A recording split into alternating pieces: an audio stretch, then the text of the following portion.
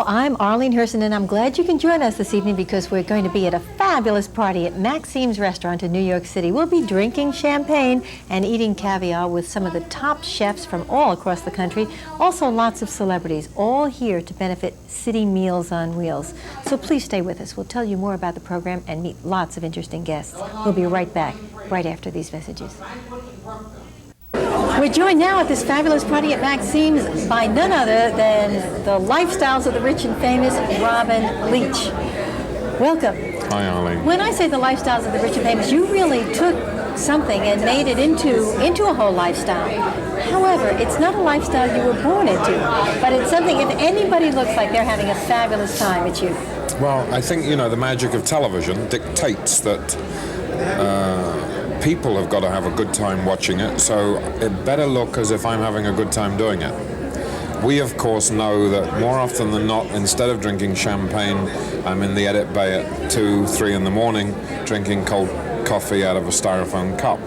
And there's more time that we eat donuts at 5 a.m. than we eat caviar at 9 o'clock at night in the fancy places. But in the end, the hour that comes out on television looks like champagne and caviar all the time.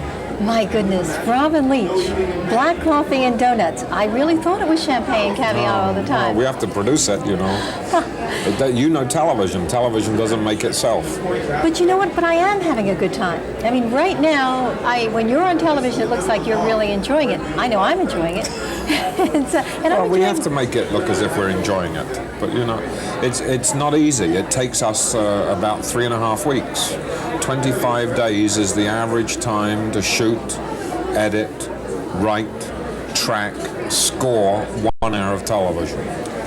And I have a staff of 280 people, all of whom have to be paid every Friday. And, it takes a lot of work to do that. It was your idea. You were working on Entertainment Tonight, I understand, and felt that, hey, here we are in all these wonderful places, and we don't get to see how the people live. We just get to see the people. How did you convince them? A lot of money, your show. Well, fortunately, I've been involved in show business for something like about 25 years. So when we started the show, and a lot of what you just said is correct, and a lot of the credit also goes to my partner, a gentleman called Al Massini, who's the president of Telerep. And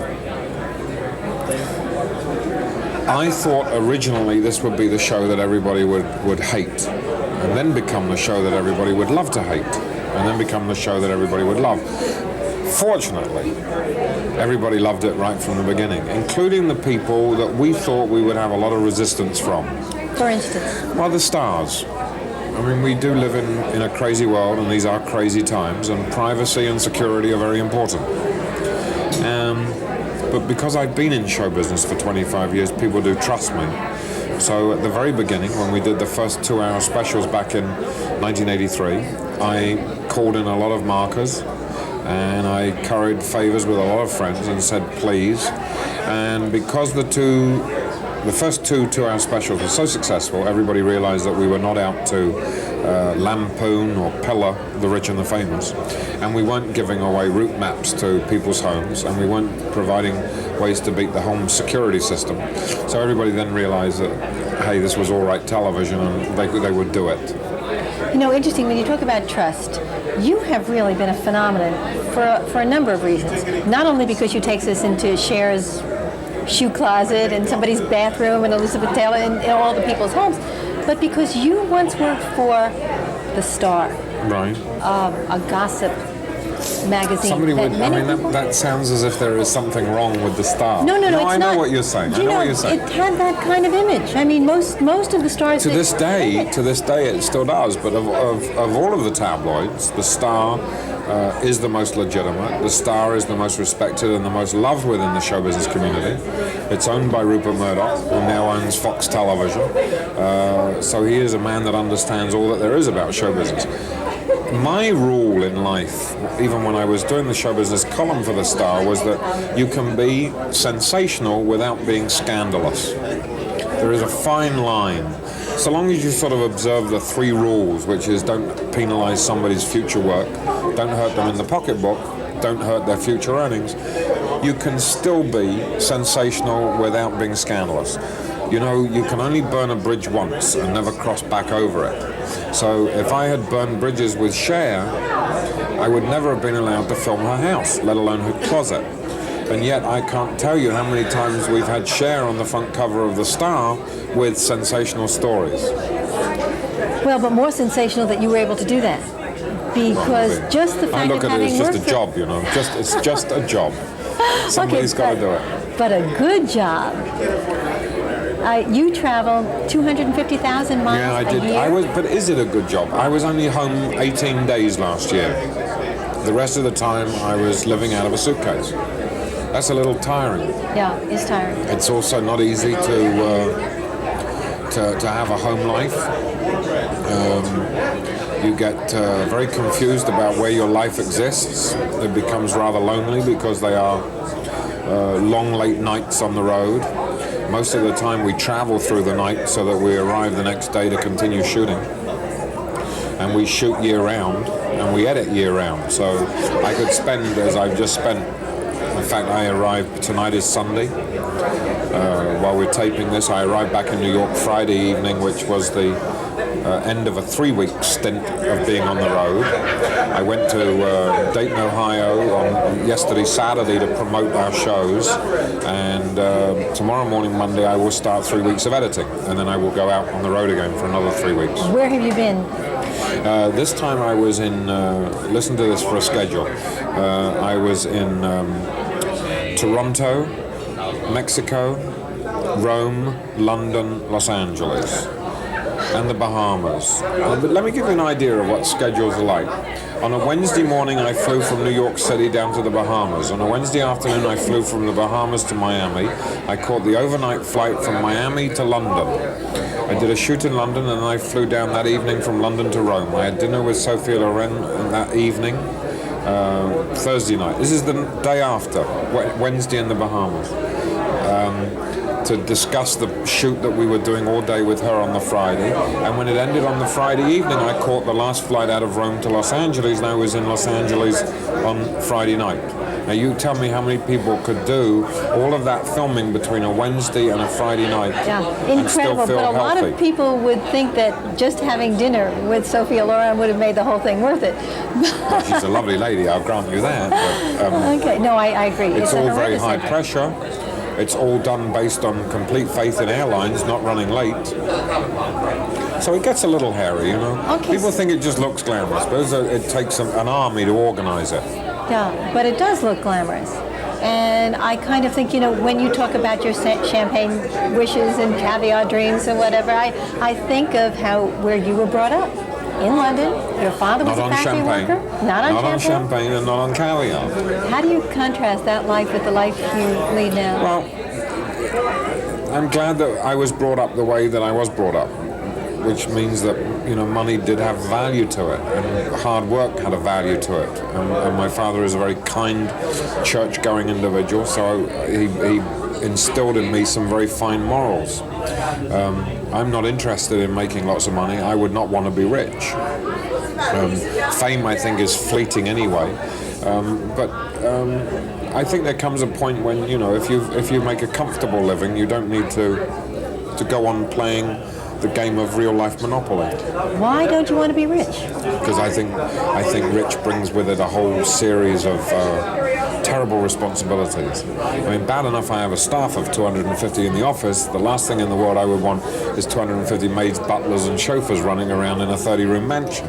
I wouldn't want that. You know, life is to be enjoyed. And you know, I remember when we interviewed Adnan Khashoggi, and I saw these houses and all these staffs and everything, and I said to him, when you get out of the bed in the morning and your feet hit the deck, I said, how much money have you got to earn to pay for that day's running of your life? $2 million. It's just to pay for the personal side of his life. A day? A day. So that's rich, right? Well, that's more than rich. I mean, that's extraordinary. That's what we do on lifestyles. So I would never want any of that. Yeah. You know? Well, you seem to have a wonderful life now, I must say. And interesting, you're with a very beautiful woman now. And aside, I noticed that before you sat down here to talk to me, you made sure that she was taken care of. I'm an English gentleman. and I'm in love, so what can I Oh, tell you? that's wonderful. Well, I thank you. It's in the midst nice of the talking with you. party, and I really thank you for taking the time Pleasure. to talk to Have a me. nice evening. I hope we can do this again. We will. Thank you. Good luck. All right. Thank you. Please stay with us. We'll be back with lots more from this fabulous party here at Maxine's for City Meals on Wheels. We're joined now by Leonard Stern, chairman of Hearts Mountain, owner of the Village Voice, real estate tycoon, and humanitarian. Thank you. And I neglected to say billionaire. Okay, but it's true. But it's true because somebody like you who has worked very hard really did most of it yourself. With a good start. Okay, with a good start. Your father came to this country with 2,100 canaries. 5,000 canaries, 5,100 to be exact, in 1926, and started as an animal importer from his native Germany, and in 1932 started packaging the food under the name Hearts Mountain to sell along with the birds. And frankly, my late father gave me a very good start. Yeah. Okay, but you took something, you were very fortunate. But there are a lot of people who go into their family's business and either, don't do so well or the business goes down. With you, it went to tremendous heights. Been many good years. We've been very lucky, and I must say we have a lot of good people, and we all work very hard. This is not a gentlemanly sport running the business. It's full of creativity, dedication, and passion. Okay, good combination. But I heard that there was one point when you were building your business that you paid to keep your name out of the press. That is absolutely correct. Why did you do that? I guess, through various stages of life, you look at things differently. We were building the business, we were working very hard, and no publicity we felt was the best publicity. Also, I didn't want to share a good thing. When you're very small and you latch on to a very good business, if you brag about it before it grows to a big business, you find lots of hungry sharks there ready to take it away. So I think in retrospect, not having publicity for the firm or the success of the firm was one of the cornerstones in allowing it to build and not be, frankly, taken away by larger companies. That's interesting. So you felt that really did work for you. You don't feel that was a mistake? Because I read that maybe you shouldn't have done it that way. Well, let's put it this way. There are very few absolutes. It was a successful business strategy, but in terms of a personal strategy, it made a lot of people very angry that we were inaccessible, and it allowed rumors and tall tales sometimes to grow without being able to reply to it. So when people want information, they can't get it, then their imaginations are given free rein, and that was a bad part of it. Okay, but now you're part of the press. You own the Village Voice. That's now correct. You're in the press all the time. What? Alternative press. What do you mean by alternative press? Well, the Village Voice is a lot different than most publications. It's the largest weekly publication in America with a readership of over 500,000. And our editors do not edit the point of views of our writers. You can get one issue and have 1, 2, or 3 viewpoints on the same issue. It's one of the few newspapers or weeklies that really give an independence of creativity to the writers. That's really the distinguishing mark of the Village Voice compared to most other publications in this country. Which was actually a distinction they had before you bought it. And they were very worried that you would come in and take that freedom away. Yes, they were, and as a matter of fact, the Village Voice is now 31 years old, and it started as an alternative publication. And before I bought it, it was owned by Rupert Murdoch. And that's probably the only asset he owned that he either dared not go into their office and certainly dared not give them an order. As a matter of fact, the present editor, David Schneiderman, tells me that he was once ordered by Rupert Murdoch to fire a writer. and he simply refused. The tradition is very strong, so when I bought the newspaper, I did so knowingly and with a commitment to protect their independence. If you buy a business, you better find out why it's successful before you buy it. And the reason it's successful is their readers want that independence. So you'd be very foolish as an owner to destroy it or even tamper with it. True, and good businessman. If it ain't broke, don't fix it. Absolutely, and there's nothing broke on the Village Voice. All right. Actually, you know, another thing that you have done and have done quite well. You started in real estate, I hear, is just because you had some extra money and you just really wanted to kind of have. I think you like know too much. Okay, but it's worth like $500 million now. You revolutionized Secaucus. I mean, you took swamplands and turned it into millions of dollars. What was your vision at that time? Actually, it wasn't my vision. I met a young man called Gene Heller who had the vision, and he sold it to me. He had a large vision and very little money. I did not have a vision of real estate, and I had $100,000, which is what the vision took to start. And we bought Meadowlands, New Jersey, when nobody wanted them, because we didn't realize they would be difficult to build on because we never built a building. And then afterwards, we first learned how to build on them. Wow, well, I have to say, I think Gene Heller is really an absolutely terrific man as well, and a mutual friend of ours. Now, you have a whole new time in your life. I read in New York Magazine that in your townhouse, in your apartment, you used to have these fabulous parties for single people. You couldn't come if you could bring a friend, but you couldn't be attached to that friend. Because we were hoping to attach them. Yes, a matchmaker. You did make some matches. We made one good match. Well, and now another match is on the way. I hear you're getting married. Yes, I've recently become engaged and soon to marry a magnificent, charming young lady, Allison Mayer, who's here tonight. As a matter of fact, she's watching us, and she will give me her critical opinion in just a few minutes. And Okay. we get married very soon. Well, congratulations.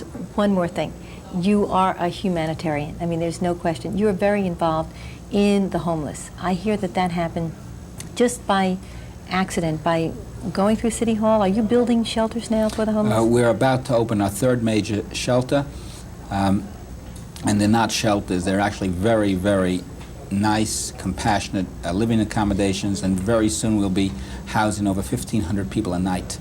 Wow, wow. In 3 separate shelters, hoping to have 1 in each borough. We'll now have 3, and there's 2 more coming. Well, the homeless, thank you. And I thank you for taking the time from this wonderful party to spend some time talking to us.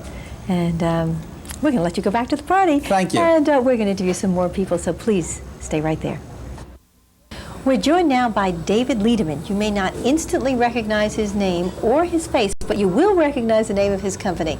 He is the founder and owner of David's Cookies. Welcome. Thank you. I'm not sure whether you made a cookie famous or a cookie made you famous. A little bit of both. We helped each other. You know, but that's an incredible business. Cookies, and only cookies. No, we started off only cookies. We started off with 4 kinds of cookies. One of the cookies was something that I invented called a chocolate chunk cookie as opposed to a chocolate chip cookie, and now 7 years later we have 26 kinds of cookies and ice cream and French bread pizza and brownies and French bread, so it's a growth industry. Okay, yes, and a restaurant, which we're going to talk about too. I know that there's a lot more, but it started with cookies. I mean, what made you think, what gave you the courage, what made you think that would be a business? Well, I am and was a trained French chef. And I always knew I wanted to go into the food business, even though I was trained to be a lawyer because I was Jewish and I had to be a lawyer, a doctor, and I couldn't stand the sight of blood. That's my life story in 30 seconds. But when I was beginning to go into the food business, I did it with a product that I learned how to make in France, which just didn't click in the United States because the Americans didn't have a comprehension of what it was, and it's even too boring to say what it was. So when I was going broke and couldn't pay the rent, I thought to myself, what do Americans like to eat? And I thought of something like a cookie because it's all American. And I gave it a little bit of a twist, and as you can say, the rest is history. You went past it very quickly, but you did go to law school. You did study to be a lawyer. You did actually practice law. 3 months. I practiced very hard for 3 months, and I didn't get it, so I quit. But it gave me a certain background in terms of how to think. I didn't go to business school. My background wasn't in business. I grew up in an academic family. But if you just do things well and you stick to your guns, you have a good shot of making it, at least in this economy. You did go to France. I understand that's where you really started. But when you first went to France and you first started working in a restaurant, you didn't speak French. Well, I had chutzpah. I went to a restaurant that I fell in love with when I was 19 years old. I'd heard about the Michelin Guide. I didn't know what it was. I bought it, and I went to a place called Trogro because it was the cheapest restaurant in the Michelin Guide. If some other restaurant was cheaper, I would have gone there. And I had a religious experience. I fell in love with the food, and I determined that sometime over the next few years I was going to figure out how to get a job there. I kept on going back every summer until they finally gave me a job after I graduated from professional cooking school at the age of 26, when I worked in the kitchen. In fact, I worked in the kitchen with Gerard Pangot, who's now the chef at Aurora. And also, I worked in the kitchen with the head chef at Plaza Atene, who's also in New York City, who at the time was an apprentice we used to throw things at. So, like the network is expanding out all over the place. Okay, but it was cookies that started. It's not just cookies, and you are a trained chef. You also own a restaurant in New York. You changed the name of the restaurant. I had a restaurant called Manhattan Market, which I opened in 1979, which was one of the three first Nouvelle American cuisine restaurants in New York City. When I closed Manhattan Market, there were probably 400 to 500 Nouvelle American cuisine restaurants in New York City. And I kind of don't like to run with the pack. I'd like to run a little bit either ahead of it or behind it, but not with it.